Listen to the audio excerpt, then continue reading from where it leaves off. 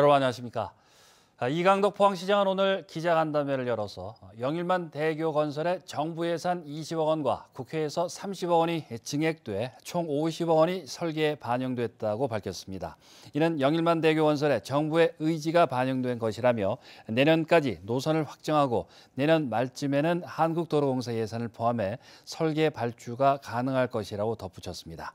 또 냉천 상류의 항사댐 건설을 위한 설계비 20억 원도 확보됐다며 예산 확보에 노력해준 국회의원과 시도의원에게 감사드린다고 말했습니다.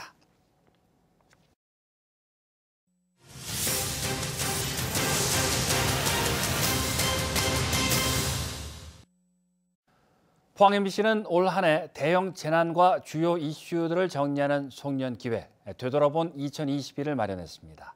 오늘은 첫 순서로 지난 3월 산불로는 역대 최대 피해를 남긴 울진 산불을 되돌아봅니다. 9일 동안 이어진 산불로 산림 2만여 헥타르가 황폐화됐고 재산 피해도 1,600억 원에 이릅니다. 삶의 터전을 잃은 이재민은 300여 명, 1년이 다 지나도록 임시주택에서 힘겹게 생활하고 있습니다. 김영일 기자입니다.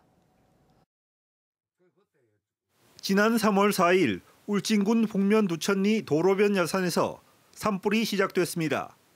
불길은 강한 바람을 타고 순식간에 울진 전역으로 번졌습니다. 그 불이 전역을 넘어가지고 초토화된 거예요.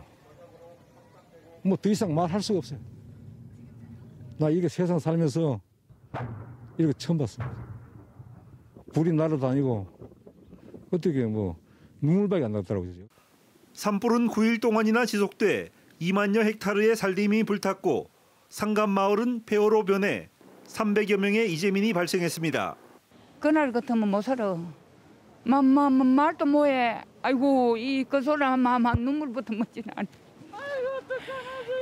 이래 살아가지고 뭐하노 싶은 게가. 아이고 이 세상에서 어째 이런 일이 일어나니까. 전국에서 온 80여 대의 진화 헬기와 연인원 3만여 명이 밤낮 없이 매달려 213시간 만에 진화에 성공했습니다. 역대 최장시간 지속된 산불로 기록됐습니다. 절벽지와 급경사지로 이루어져서 인력 접근이 매우 어려운 곳으로 주로 헬기에만 의존해야 했다는 점이 어려운 점이었습니다. 울진 산불로 매년 10여 톤의 송이를 생산해온 동해안 최대 송이 산지도 이제는 생명의 흔적을 찾아볼 수 없게 됐습니다. 소나무가 죽음으로 인해 가지고 송이 포자들이 전부 다 죽어버렸어요. 더 이상의 이제 송이 생산은 끝났는 거죠, 사실은. 이 포자가 하나도 없잖아요, 다 죽고. 이재민들에게 정부 지원금과 국민성금이 지급됐지만 새 집을 짓기에는 턱없이 부족하고 산불이 난 지 1년이 다 돼가도록 대부분 힘겨운 임시주택 생활을 이어가고 있습니다. 지금 현재 95%는 아직도 손도 못 대고 있다. 임시주택 같은 경우에는 주위 환경, 난방 이런 것이 열악하기 때문에 지금 연일되는 강추위 속에서 사실 지내기가 너무 불편합니다. 사상 유례 없는 산불로 지금도 고통받고 있는 울진 지역 피해 주민들을 위해 정부 차원의 지속적인 지원과 관심이 필요합니다. MBC 뉴스 김혁일입니다.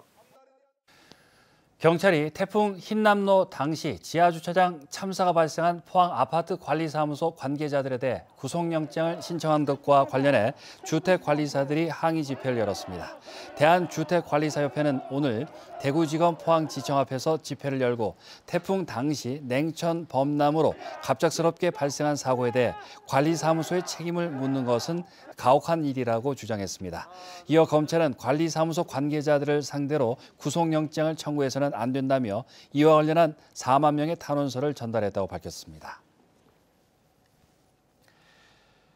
화훼 분야도 이상기후 여파로 수확량이 줄었다고 합니다. 그나마 품질을 높이려면 적정 온도라도 맞춰줘야 하는데 기름값과 전기료가 오르면서 이마저도 쉽지 않습니다.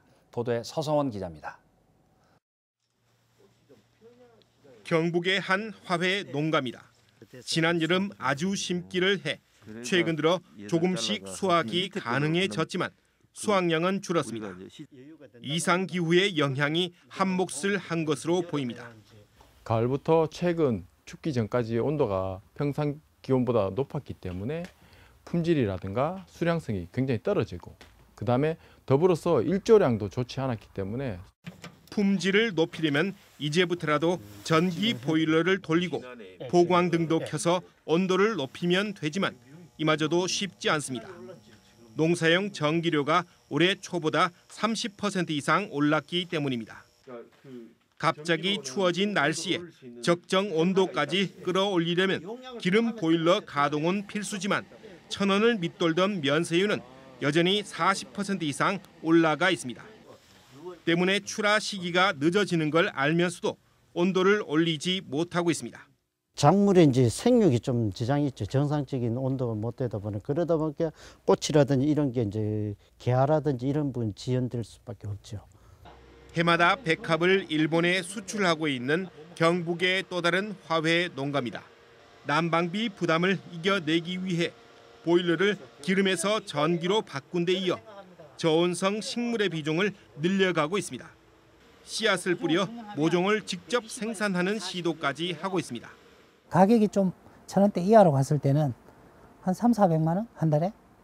근데 500~600만 원이라고 하는 게 무시는 못하지 않습니까? 농사 짓는 입장에서. 그래서 다변화를 가져갈 수밖에 없는 거죠. 저온성 식물로.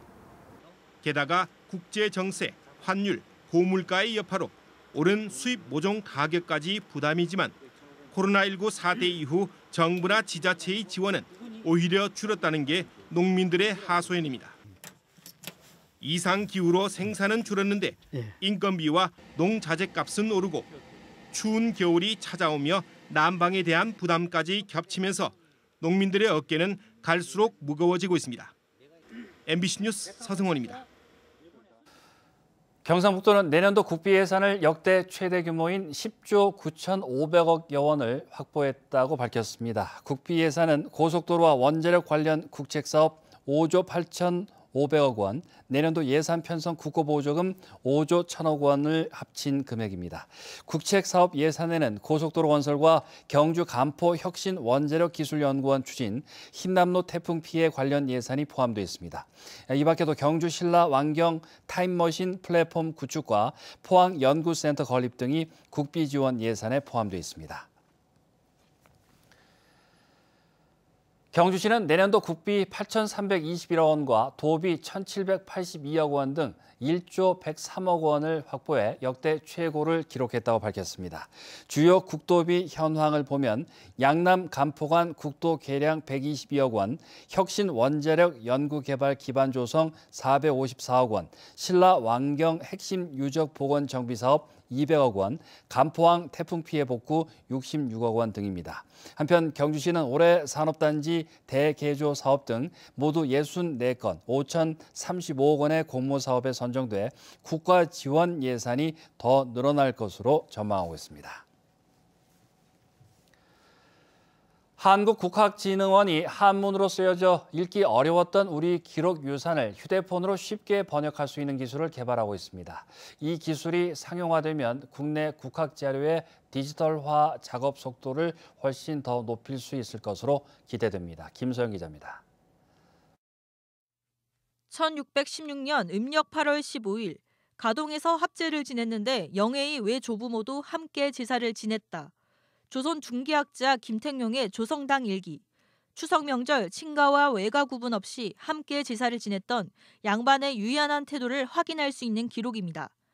이렇게 선조들의 옛 자치가 뚜렷한 일기와 유교 책판 등 방대한 양의 국학 자료가 국내에 현존하고 있지만 그중 이미지로 디지털화된 자료는 아직 절반이 채 안 되고 문자로 디지털화된 건 5%에도 못 미치는 걸로 추정됩니다.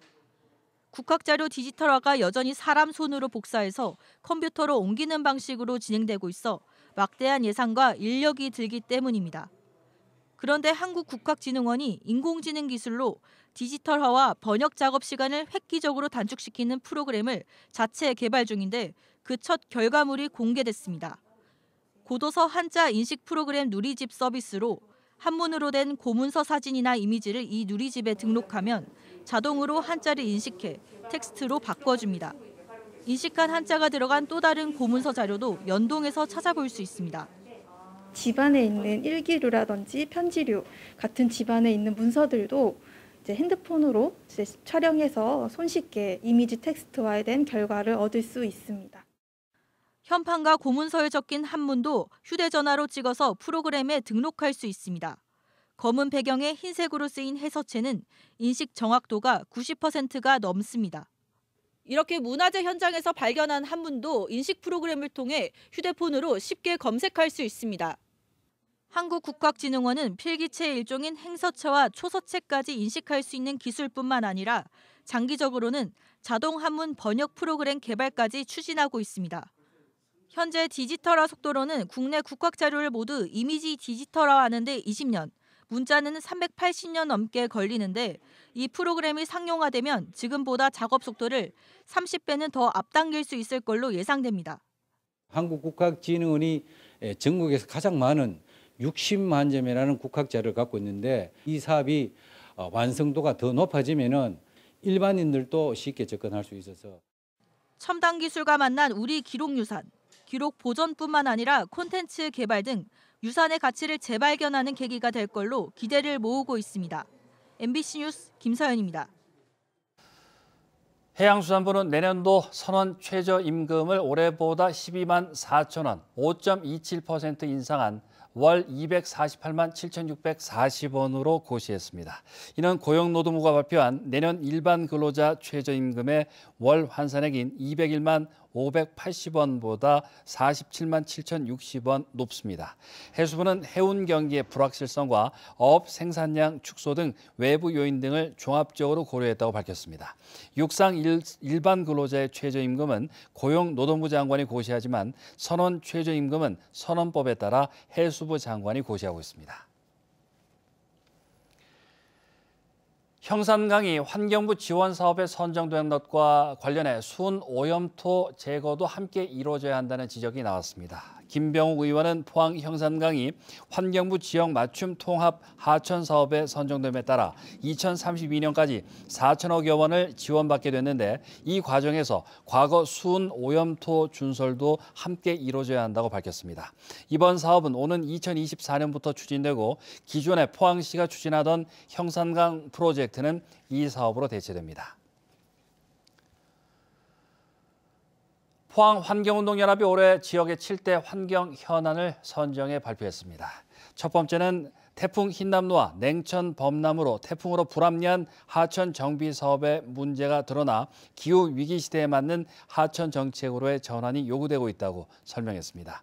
이 밖에도 용산천 유로 변경과 수해주민 공동소송, 포스코 포항제철소 대기오염물질 배출 사업장 전국 2위 기록, 청하 의료 폐기물 소각장 반대 등이 주요 현안으로 함께 선정됐습니다. 경북 동해안 전역에 이틀째 건조특보가 발효 중인 가운데 내일도 추운 날씨가 이어지겠습니다. 조중현 기상캐스터입니다. 2022년도 마지막 주가 시작됐습니다. 경북 동해안의 아침 기온이 영하 2도 선에 머물면서 종일 추운 날씨가 이어졌는데요. 내일은 아침 기온 영하 1도 선에서 시작하겠지만 한낮에는 8도 선까지 오르면서 예년 이맘때 기온을 회복하겠습니다. 하지만 여전히 따뜻하게 입고 나오시면 좋겠습니다. 경북 동해안에는 이틀째 건조주의보가 발효 중입니다. 화재 사고에는 각별한 주의가 필요하겠습니다. 내일 울릉도와 독도에는 내일까지 1에서 3cm의 눈이 내려 쌓이겠습니다. 이어서 자세한 내일 기온 보겠습니다. 내일 아침 기온은 오늘과 비슷하게 시작하겠습니다. 경주가 영하 5도, 영덕이 영하 3도, 포항과 울진이 영하 2도로 시작하겠고요. 한낮에는 7도에서 8도 선까지 오르면서 낮 기온은 오늘과 비슷하거나 1도에서 2도가량 오르는 곳이 있겠습니다. 울릉도와 독도의 아침 기온은 울릉도 2도, 독도 4도로 시작하겠고요. 한낮에는 7도 선까지 오르겠습니다. 동해의 전해상에는 풍랑특보가 발효 중입니다. 물결은 전해상에서 최고 3.5m까지 다소 높게 일겠습니다.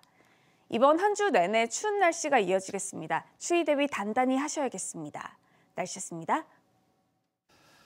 포스코그룹은 이웃돕기 성금 100억 원을 사회복지공동모금회에 기부했습니다. 포스코는 1999년부터 매년 연말 사회복지공동모금회에 이웃돕기 성금을 기탁해왔는데 올해까지 누적 출연 성금은 1,820억 원입니다.